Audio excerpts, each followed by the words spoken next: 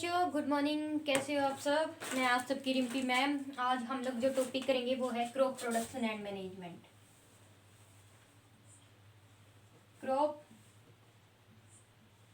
Production and management.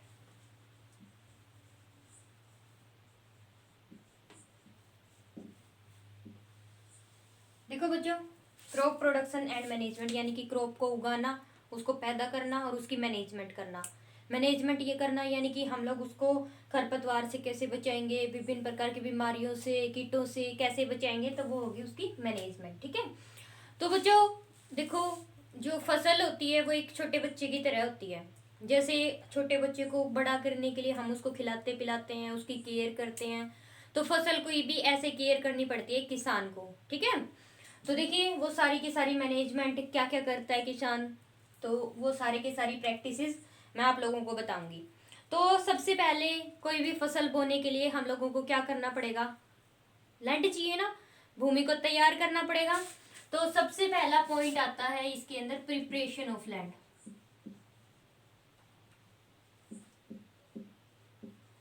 Preparation of land.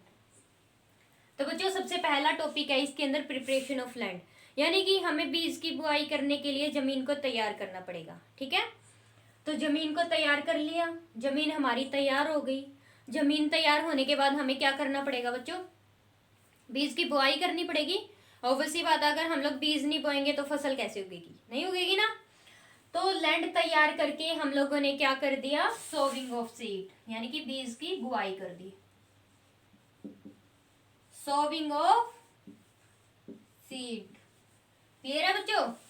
बीज की बुआई कर दी हमने, फसल हमारी क्या होगी? तैयार हो जाएगी ना बीज से। तो बीज की बुआई कर दी। अगर हम लोगों ने बीज डाल के खेत को ऐसे ही छोड़ दिया, फसल उग जाएगी अपने आप? तो उसको क्या करना पड़ेगा? खाना खिलाना पड़ेगा। जैसे बच्चे को क्या करते हैं, बच्चे को खाना खिलाते हैं, तो बच्चे को खाना खिलाते हैं तो हमारी क्रॉप भी बच्चा ही है, तो इसको खाना खिलाना पड़ेगा। और इसका खाना क्या है? फर्टिलाइजर। ठीक है, फर्टिलाइजर एप्लीकेशन। तो देखो, तीनों पॉइंट क्लियर हो गए। सबसे पहले भूमि को तैयार करेंगे, उसके बाद बीज की बुआई करेंगे, उसके बाद उसमें खाद डालेंगे। खाद यानी कि यूरिया डाल दिया, है ना। FYM शुरू में डालते हैं, यूरिया डाल दिया, DAP डाल दिया, तो ये क्या हो गया? उसका खाना हो गया। ठीक है, खाना खिला दिया फसल को। अब उसको पानी पिलाएंगे, क्योंकि आपको पता है पानी के बिना तो कोई भी लिविंग ऑर्गेनिज्म जिंदा नहीं रह सकता। तो हम लोग इसको क्या करेंगे? पानी पिलाएंगे। तो पानी यानी कि इरिगेशन, सिंचाई करना। ठीक है, खेतों की सिंचाई करते हैं ना, तो सिंचाई करेंगे। इसके बाद देखिए, नेक्स्ट पॉइंट आता है हमारे पास, वीड मैनेजमेंट।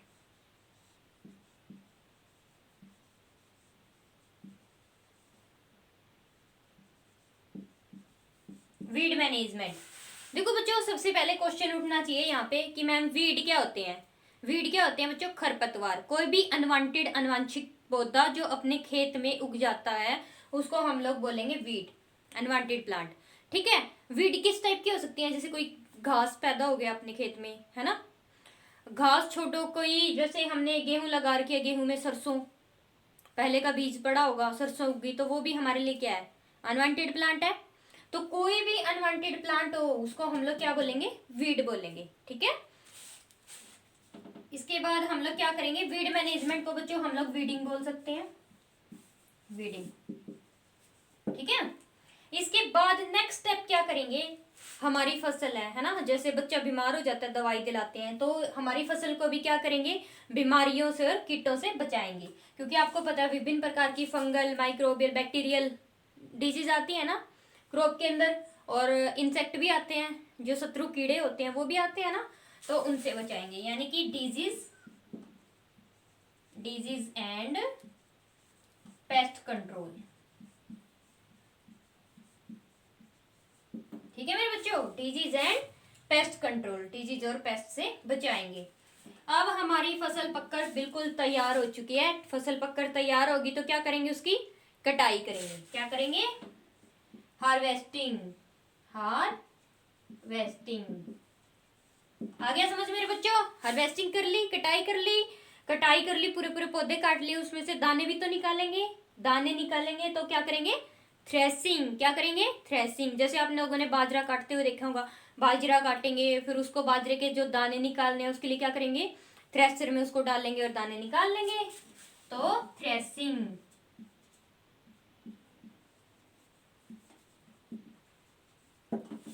तो मेरे बच्चों पॉइंट क्लियर है? सबसे पहले लैंड को तैयार करेंगे, उसके बाद बीज की बुआई करेंगे, उसके बाद उसके अंदर फर्टिलाइजर डालेंगे, खाना खिला देंगे, पानी पिला देंगे, वीड को कंट्रोल कर देंगे, डिजीज पेस्ट से बचा देंगे और कटाई छंटाई करवा देंगे उसकी। ठीक है, कटाई करवा ली, फिर दाने निकाल लिए। आ गया समझ? दाने निकाल लिए, अब दानों को क्या करोगे? बेच के आओगे ना, अपनी फसल को बेच के आओगे तो फिर पैसे आएंगे। जहाँ पे पैसे आ जाते हैं वहां पे कौन सी ब्रांच आती है एग्रीकल्चर की? इकोनॉमिक्स। एग्रीकल्चर इकोनॉमिक्स तो हम लोग बाद में पढ़ेंगे ब्रांचेस, ठीक है? ध्यान में रखना, जहाँ पे पैसे आ गए वहां पे एग्रीकल्चर इकोनॉमिक्स आ गई, ठीक है? तो आज हम लोग, बताओ आप लोग कौन सा टॉपिक करें? Preparation of land, sowing of seed, कौन सा टॉपिक करें बताओ जल्दी से? सीक्वेंस में कर लेते हैं ना। तो सीक्वेंस में सबसे पहला टॉपिक है preparation of land. Preparation of land करेंगे। प्रिपरेशन ऑफ लैंड के बाद क्या करेंगे? Sowing of seed. ठीक है बच्चों? तो आज की क्लास में हम लोग करेंगे प्रिपरेशन ऑफ लैंड, भूमि को तैयार करेंगे। भूमि को तैयार बीज बोने के लिए, क्रॉप उगाने के लिए। क्रॉप उगाने के लिए हम लोग भूमि को तैयार कर रहे हैं। आपको यही नहीं पता क्रॉप क्या होती है? बताओ क्रॉप क्या होती है? मुझे पता है, किसी को नहीं पता। आप लोग जा रहे हो सड़क के किनारे किनारे, गेहूं खड़ी है एक खेत में, है ना? तो वो क्या है? क्रॉप है ना, फसल है वो। तो कैसे डिफाइन करोगे? सोच के देखो जरा, एक बार जोर लगाओ, सोचो। सीधी सी बात है, एक बाउंड्री है, उसके अंदर एक जैसे पौधे खड़े हैं, सिमिलर काइंड के प्लांट खड़े हैं ना, एक सेम लोकेशन पे खड़े हैं वो, है ना? सेम टाइम पे खड़े हैं वो, सेम टाइम पे खड़े हैं ना, तो उसको क्या बोलेंगे? फसल बोलेंगे। लार्ज स्केल में खड़े हैं, ठीक है? तो सबसे पहले देखो क्रॉप क्या होती है। बेसिक चीजें क्लियर होनी चाहिए बच्चों, तभी जाके आपके कॉन्सेप्ट बनेंगे। क्रॉप क्या होती है? Plants of similar kind, similar kind grown on large scale. ठीक है? सिमिलर काइंड के प्लांट लार्ज स्केल पे उगा दिए एक बाउंड्री में, वो क्रॉप होगी। आगे समझ? फसल का बता दोगे कि एक जैसे प्लांट एक जगह पे खड़े हैं एक टाइम पीरियड में और लार्ज स्केल पे खड़े हैं, तो उसको हम लोग क्या बोलेंगे? फसल बोलेंगे। क्या बोलेंगे? क्रॉप बोलेंगे। ठीक है? आगे मेरे बच्चों समझ? तो अब देखो नेक्स्ट पॉइंट, क्या पढ़ना है आज हमें? क्या पढ़ना है बताओ जल्दी से? Preparation of land.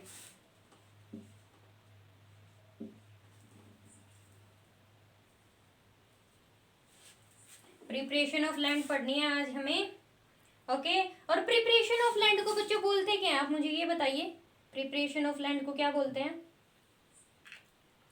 Preparation of land को क्या बोलते हैं? टिलेज बोलते हैं, ठीक है? क्या बोलते हैं?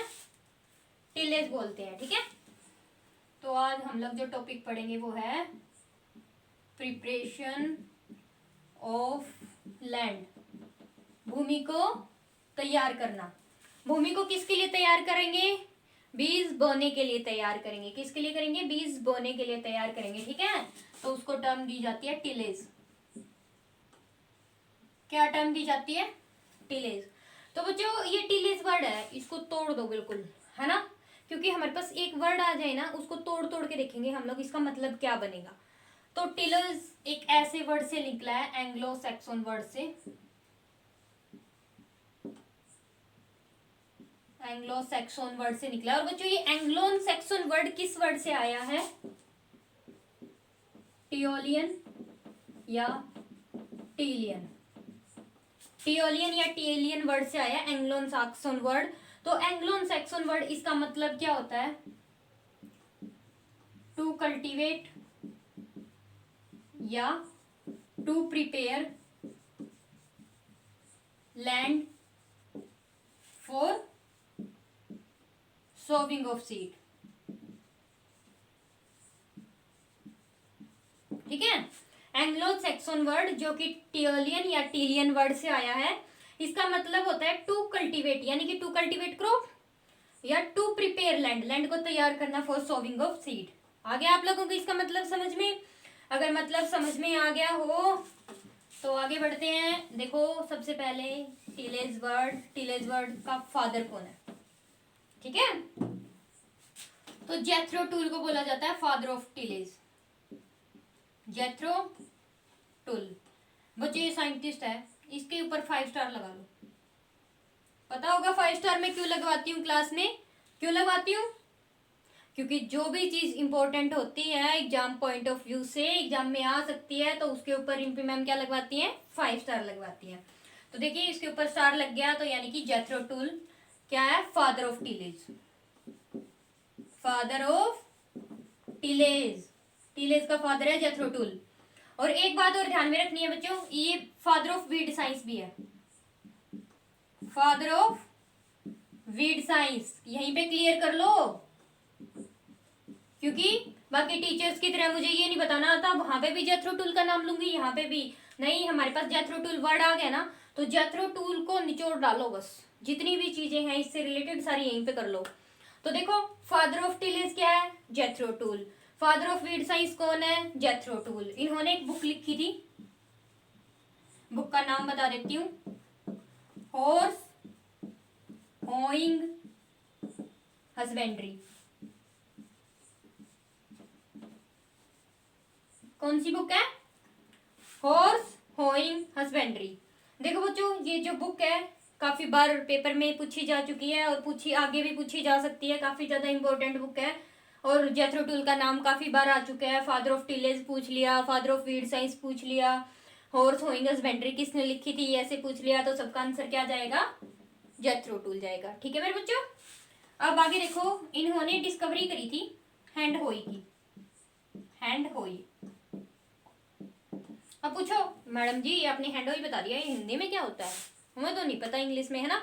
तो हैंड होई होता है खुरपी। क्या होता है? खुरपी, जिसे हम लोग, जैसे हमने अपने घर में किचन गार्डन लगा दिया है ना, वेजिटेबल गार्डन लगा दिया, तो हम उसमें से वीड निकालेंगे, खुद करेंगे उसकी, किससे करेंगे? खुरपी से। ठीक है, खुरपी याद रखना, ठीक है, भूलना मत। हैंड होई का आविष्कार किसने किया था? जेथ्रो टूल ने किया था सबसे पहले। तो बच्चों आप लोगों को ये क्लियर है? Father of tillage, father of weed science, horse hoeing husbandry book लिखी थी, हैंड होई का आविष्कार किया था, यानी कि डिस्कवरी करी थी। हो गया क्लियर? अब बोल दो कि मैडम जी इतनी राम कहानी सुना दी, डेफिनेशन बताई नहीं, है ना। तो टिलेज क्या होता है? मैकेनिकल मैनिपुलेशन ऑफ सोयल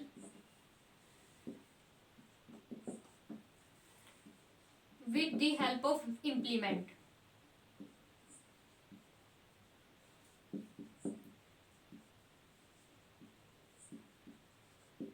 ठीक है, mechanical manipulation of soil with the help of implement, यानी कि साधनों की मदद से भूमि की क्या करना? मैकेनिकली उल्टा पलटी करना, है ना। तो वो क्या हो जाएगा? टिलेज हो जाएगा। आ गया समझ में बच्चों? सिंपल सी लैंग्वेज में, जैसे हम लोग गेहूं पे हैरो चलवाते हैं, हल चलवाते हैं, जुताई करते हैं, तो उसको हम लोग टिलेज बोलते हैं। अब मैं भारी भरकम पूरी इतनी बड़ी डेफिनेशन बता दूंगी, वो आपके काम की नहीं है, तो आप लोग सिंपल ध्यान में रख लो, mechanical manipulation of soil with the help of implement, उसको हम लोग क्या बोलेंगे? टिलेज बोलेंगे। आ गया समझ? तो देखो बच्चों,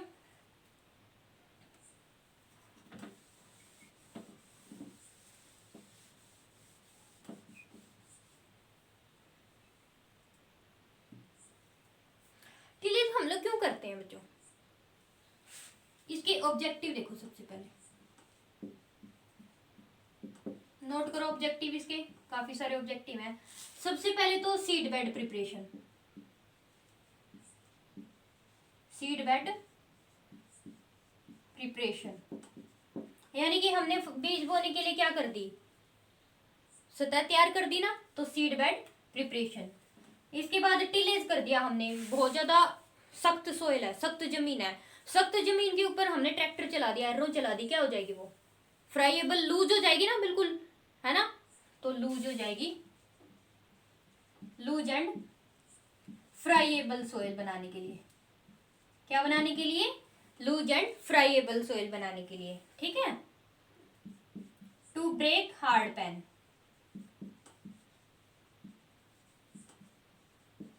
अब बच्चों देखो क्वेश्चन ये बनता है हार्ड पैन क्या होता है मैडम जी, है ना। तो जैसे हम लोग क्या देखते हैं, कई बार ऊपर वाली सोइल होती है ना, ऊपर वाली जमीन होती है, जो सरफेस होती है वो काफी ज्यादा लूज होती है, पर उसके नीचे हार्ड पैन होता है। हार्ड पैन यानी कि कैल्शियम कार्बोनेट की एक ऐसी लेयर बन जाती है जिसको जैसे पत्थर बन जाता है एक टाइप से। ठीक है, ये किस वजह से बनता है? जैसे कई बार खेत में बार बार हैवी मशीनरी चलवा दी हमने, बार बार जुताई कराएंगे, बार बार एर्रो फाड़े वगैरह बार बार लगवाते गए, तो उससे क्या हो जाएगा, इतनी भारी वर्क है ना, इतना भारी ट्रैक्टर है, तो उससे क्या हो जाएगी, नीचे वाली जमीन धस जाएगी ना, आपस में चिपक जाएगी। तो वहां पे हार्ड पैन बन गया। हार्ड पैन बन गया तो उसको तोड़ना पड़ेगा। क्योंकि बच्चों हार्ड पैन को तोड़ना क्यों जरूरी है, सबसे पहले तो मैं ये बताती हूँ आपको।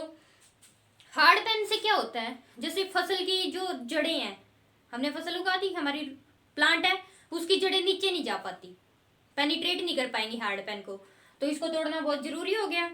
कई बार जैसे हमने पानी लगा दिया खेत में, काफी ज्यादा पानी हो गया, क्योंकि ऊपर वाली मिट्टी तो तभी पानी पिएगी ना जब नीचे वाली सतह गिल्ली होगी, नीचे वाली सतह गिल्ली भी नहीं होगी वो। ठीक है, समझ आ रही है? जो नीचे वाली सतह बहुत ज्यादा हार्ड है वो पानी को नीचे भी नहीं जाने देगी, है ना। और सोइल में मॉइस्चर रिटेंशन नहीं रहेगा तो पानी सारा उठ जाएगा, पानी उठ जाएगा तो हमारी फसल खराब हो जाएगी। तो हार्ड पैन को तोड़ना बहुत ज्यादा जरूरी है। तो हार्ड पैन को तोड़ने के लिए हम लोग क्या करेंगे, टिलेज करेंगे। ओके मेरे बच्चों, इसके बाद to remove stubble from field. अब पूछो मैम स्टबल क्या होता है ना। क्योंकि बच्चों मेरी क्लास में सारी चीजें आप लोगों को क्लियर होनी चाहिए। अगर हर एक चीज क्लियर होगी ना तो आगे आराम से बढ़ा जाएगा, है ना। समझ आ रही है? तो स्टबल क्या होता है, देखो बच्चों दो चीजें होती हैं, एक होता है रेजिड्यू, एक होता है स्टबल। ठीक है, यानी कि हमारे खेत में जो फसल का अवशेष बच जाता है ना उसको हम लोग स्टबल बोलते हैं। ठीक है, जैसे हम लोगों ने चावल की कटाई कर दी, चावल की कटाई के बाद जमीन से अटैच जो पार्ट बच जाता है ना, क्योंकि हम लोग ये तो है नहीं बिल्कुल जमीन में से उखाड़ेंगे चावल की कटाई करते टाइम, इतना सा पार्ट बचता है ना, तो क्या बोलेंगे, स्टबल। या ठीक है, तो वो जो रेजिड्यू जो भी है वो बचेगा तो उसको क्या करेंगे, जमीन में मिलाएंगे, जमीन में मिक्स करेंगे। क्योंकि अब की बार ये हो रखा है ना कि पराली मत जलाओ, पराली मत जलाओ, और सीधे क्या करो, गेहूं की बिजाई कर दो, है ना। सीधे डायरेक्ट सोविंग वीट होती है ना, तो हम लोग क्या करते हैं, पराली नहीं जलाते, सीधे राइस की कटाई करी और सीधे उसमें वीट की सोविंग कर दी, करते हैं ना। सीड कम फर्टिलाइजर ड्रिल से सीधी वीट की सोविंग कर दी। तो देखो हमने क्या किया, डायरेक्ट सोविंग कर दी ना, तो स्टबल वहीं पे मिक्स हो गया, थोड़ा बहुत जो भी अटैच पार्ट था वहीं पे मिक्स हो गया सोइल के अंदर।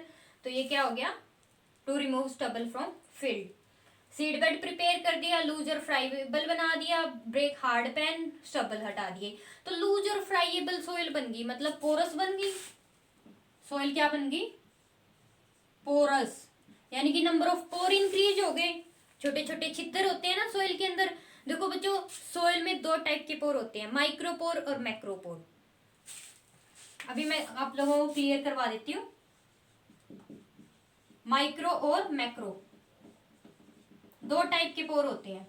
माइक्रोपोर बच्चों वो पोर होते हैं जिनके अंदर पानी होता है। ठीक है, माइक्रोपोर वो पोर होते हैं सोइल में जिनके अंदर पानी होता है, क्योंकि पौधे जो पानी अपटेक करते हैं वो सोइल से करते हैं, और सोइल के कौन से पोर से करते हैं, माइक्रोपोर से करते हैं। समझ आ गई? और सोइल के अंदर जो मैक्रोपोर होते हैं उनके अंदर होती है हवा, क्या होती है, ऑक्सीजन।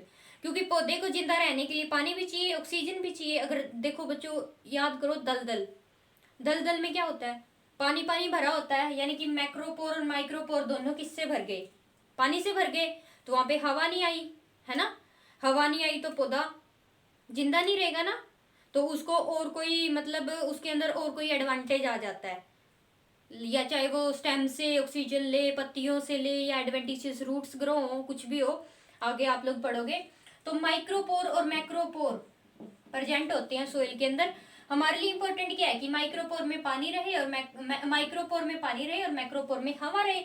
अगर हमने सोइल को पोरस बना दिया, हमने इस सोइल को क्या बना दिया, पोरस बना दिया, यानी कि नंबर ऑफ पोर इंक्रीज कर दिया, फुलफुली सी सोइल होगी, बिल्कुल बिखरे बिखरे से कण हो गए उसके, तो पोर इंक्रीज हो गए तो हवा आ गई, हवा आ गई तो हमारे पौधे के लिए बेनिफिशियल है।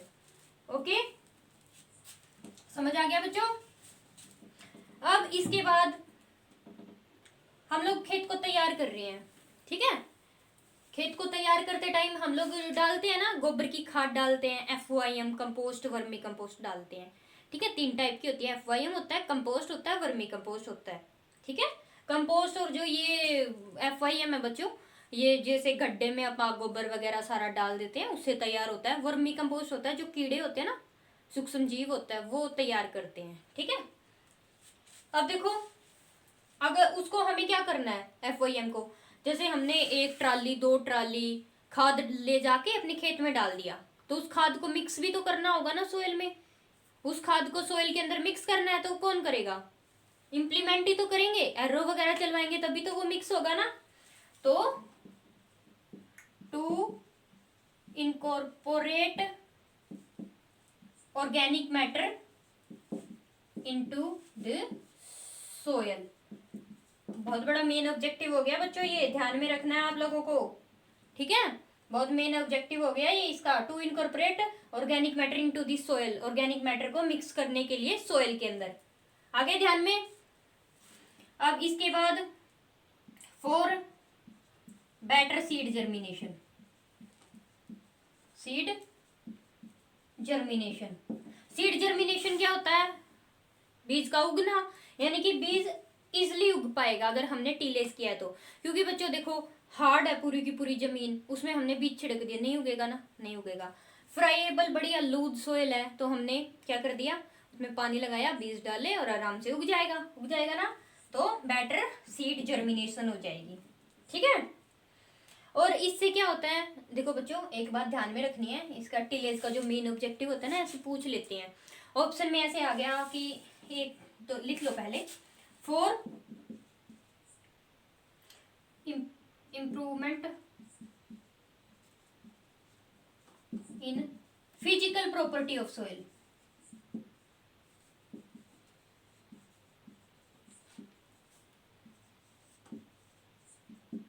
देखो बच्चों मेन हो गया, फिजिकल प्रॉपर्टी को सुधारना है, क्योंकि हम लोग देखो हार्ड सोइल है उसको लूज कर रहे हैं, लूज है उसको लूजली कंपैक्ट कर रहे हैं, तो क्या कर रहे हैं, उसकी फिजिकल प्रॉपर्टी को सुधार रहे हैं, पर केमिकल प्रॉपर्टी पे चेंज नहीं आया, नहीं आया ना केमिकल प्रॉपर्टी पे चेंज।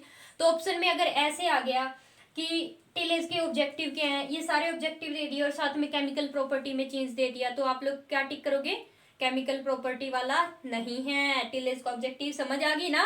आपको सिर्फ यही ध्यान में रखना है, तो ये सारे ऑब्जेक्टिव हो गए, ध्यान में रख लोगे ना सारे ऑब्जेक्टिव। सीड बेड तैयार करेंगे, सोइल को लूज फ्राइएबल बनाएंगे, हार्ड पेन ब्रेक करेंगे, स्टबल को हटा देंगे और ऑर्गेनिक मैटर को सोइल के अंदर मिक्स कर देंगे, सीड के लिए जर्मिनेशन बेटर हो जाएगा और फिजिकल कंडीशन बढ़िया हो जाएंगी सोइल की, ठीक है बच्चों।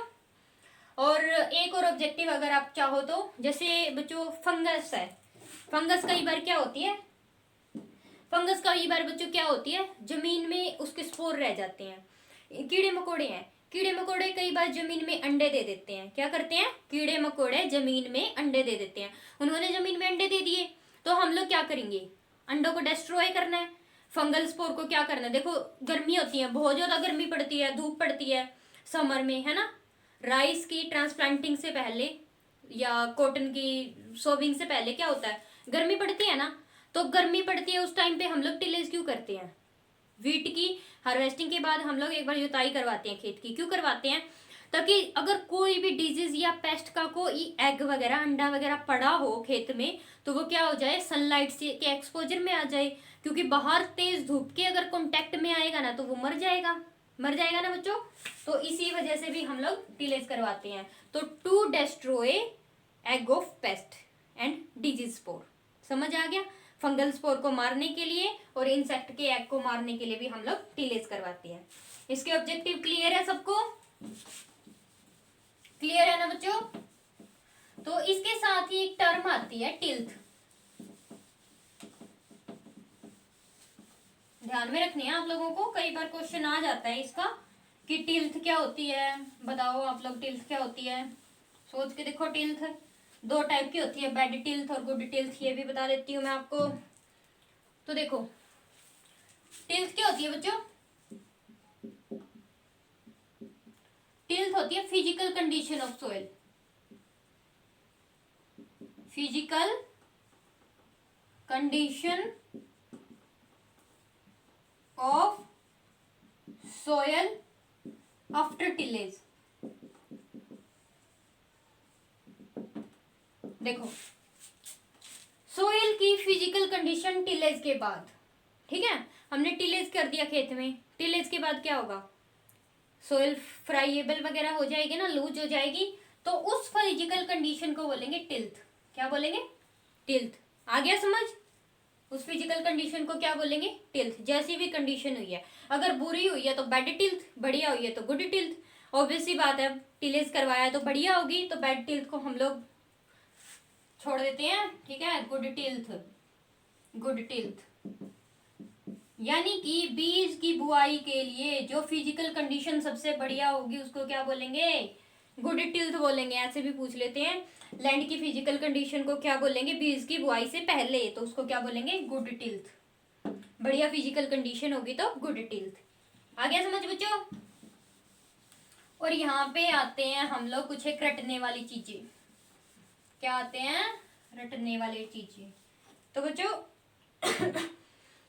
तो मेरे बच्चों देखो, टिलेज के बाद क्या हो जाएगा, जैसे ऑर्गेनिक मैटर पड़ा है, ऑर्गेनिक मैटर को हमने सोइल में मिला दिया, तो सोइल में मिला दिया, जो सोइल के माइक्रोब है, सूक्ष्म जीव हैं, जितने भी कीड़े पड़े हैं सोइल के अंदर, तो वो क्या करेंगे, ऑर्गेनिक मैटर को तोड़ेंगे, तोड़ेंगे ना। आपको पता है केंचुए वगैरह ऑर्गेनिक मैटर को खा जाएंगे, है ना, खा के क्या खाद बना देंगे अच्छी सी उसकी, ओके, ह्यूमस बना देंगे। क्या बना देंगे, ह्यूमस। समझ रही हो ना आप लोग। तो देखो एक तो organic matter, organic matter decrease होता है बच्चों, ये टिलेज के बाद ऑर्गेनिक मैटर का कंटेंट डिक्रीज होता है सोइल में, ठीक है। और दूसरा नंबर आता है बच्चों बल्क डेंसिटी का। बल्क डेंसिटी डिक्रीज होती है बच्चों। क्या होती है, बल्क डेंसिटी। एक फॉर्मूला बताती हूँ मैं आप लोगों को, जहां पे ऑर्गेनिक मैटर ज्यादा होगा ना, बल्क डेंसिटी ज्यादा होगी। क्या होगी, जहां पे ऑर्गेनिक मैटर ज्यादा होगा वहां पे बल्क डेंसिटी ज्यादा होगी। तो अगर हम लोगों ने क्या कर दिया, ये ऑर्गेनिक एक साथ है, ठीक है। अब देखो जैसे हम लोगों ने क्या कर दिया, टिलेज कर दिया, ऑर्गेनिक मैटर को मिला दिया, ऑर्गेनिक मैटर किसने, केचुए ने, कीड़ों ने खा के क्या कर दिया, हुमस बना दिया, तो ऑर्गेनिक मैटर खत्म। ऑर्गेनिक मैटर खत्म तो बल्क डेंसिटी भी कम। आ गया समझ बच्चों। इसका एक जो एक्चुअल रीजन है, जो साइंटिफिक रीजन है इसका, वो मैं आगे बताऊंगी जब आप लोगों को सोयल वाले पोर्शन में पार्टिकल डेंसिटी और बल्क डेंसिटी करवाऊंगी, ठीक है। यहाँ पे आप लोगों को समझ नहीं आएगा, बोलेंगे मैम आप तो अच्छे से याद करवाती हो, ये क्या बता दिया, है ना, ऊपर से जाएगा, तो अभी नहीं बता रही। तो ये दोनों चीजें याद कर लो कि ऑर्गेनिक मैटर और बल्क डेंसिटी दोनों आपस में रिलेटेड है। अगर हमने टिलेज कर दिया तो दोनों कम हो जाएंगी, दोनों क्या हो जाएंगी, कम हो जाएंगी। ओके मेरे बच्चों।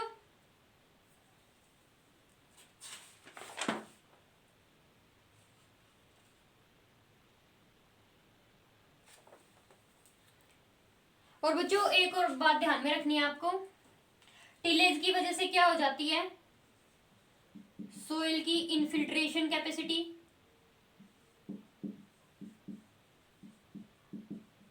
Infiltration capacity, water holding capacity,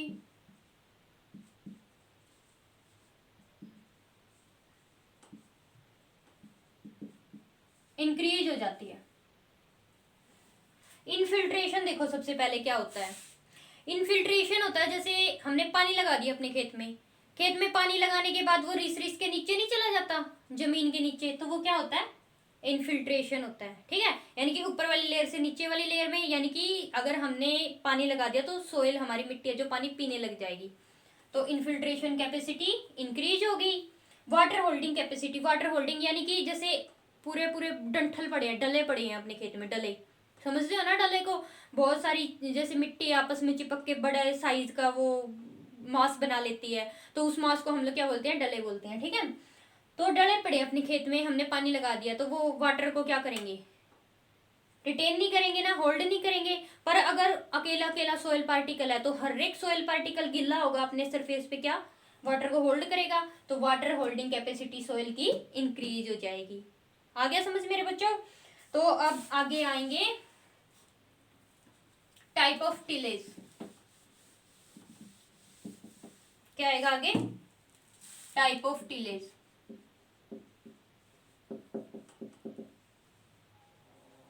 आ गया समझ मेरे बच्चों। टाइप ऑफ टिलेज ये टॉपिक है, हम लोग नेक्स्ट क्लास में डिस्कस करेंगे बच्चों। तब तक के लिए इतना ही, और ये जितना भी पोर्शन मैंने करवाया है अच्छे से कवर कर लेना, और अगर दोबारा क्विक रिवीजन करवाना है तो मुझे बता देना। क्योंकि बच्चों देखो आज की क्लास में हमने पढ़ा क्या है, एक बार क्विक देख लो, क्विकली देखो जल्दी जल्दी। आज की क्लास में हमने crop production and management, crop पढ़ा है क्या होती है। क्रॉप क्या होती है, जब एक जैसे प्लांट एक बाउंड्री के अंदर लगा दे, है ना, तो उसको क्या बोलेंगे, क्रॉप बोलेंगे। इसके बाद क्रॉप प्रोडक्शन एंड मैनेजमेंट, उसकी मैनेजमेंट कैसे करेंगे, सबसे पहले हम लोग भूमि को तैयार करेंगे। हमने भूमि को तैयार किया, फिर बीज की बुआई की, बीज की बुआई उसको खाना खिलाएंगे, फर्टिलाइजर डालेंगे, उसके बाद उसकी सिंचाई करेंगे, पानी भी तो पिलाना जरूरी है, सिंचाई कर दी। फिर उसके बाद क्या करेंगे, वीडिंग, खरपतवार को हटा देंगे, खरपतवार हटाने के बाद बीमारियां कंट्रोल कर दी, कीट कंट्रोल कर लिए, उसके बाद उसकी कटाई और थ्रेसिंग कर दी।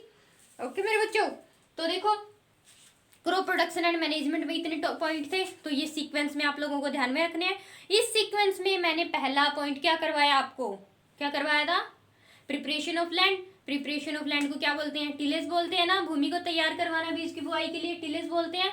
तो टिलेज क्या होता है, फिजिकल मैनिपुलेशन ऑफ सॉइल, ठीक है, यानी कि मैकेनिकल मैनिपुलेशन किससे करेंगे, इंप्लीमेंट से करेंगे, टूल से करेंगे, संसाधनों से करेंगे ना। तो साधन क्या है हमारे पास, हर्रों हो गए, हल हो गया, फाले हो गए, लेवलर हो गया, ठीक है, बहुत सारी टूल्स है ना, तो उनसे क्या करेंगे, फिजिकल मैनिपुलेशन करेंगे सोइल की, तो उसको टिलेज बोलेंगे। ओके मेरे बच्चों, ऑब्जेक्टिव पढ़ लिए। ऑब्जेक्टिव में हमने क्या पढ़ा, सोयल फ्राइएबल हो जाएगी, पोर के नंबर इंक्रीज हो जाएंगे, एयर इंक्रीज हो जाएगी, हार्ड पैन को ब्रेक कर देंगे, बढ़िया सीड बेड बन जाएगी, सीड जर्मिनेट इजिली हो जाएगा, उसकी फिजिकल कंडीशन सुधर जाएगी, किए है ना ये सारे। पर केमिकल कंडीशन नहीं सुधरेगी, ऑर्गेनिक मैटर कम हो जाएगा, बल्क डेंसिटी कम हो जाएगी, क्योंकि ऑर्गेनिक मैटर और बल्क डेंसिटी जुड़े हुए हैं, ठीक है ना, जुड़े हुए हैं ना। और क्या बताया मैंने, वाटर होल्डिंग कैपेसिटी इंक्रीज हो जाएगी, इनफिल्ट्रेशन कैपेसिटी इंक्रीज हो जाएगी। समझ आ गई आज की class. Thank you so much बच्चों। नेक्स्ट क्लास में हम लोग टाइप ऑफ टिलेज करेंगे, और आज की क्लास पूरी रटी हुई होनी चाहिए नेक्स्ट क्लास से पहले। आगे समझ। थैंक यू मेरे बच्चों, थैंक यू।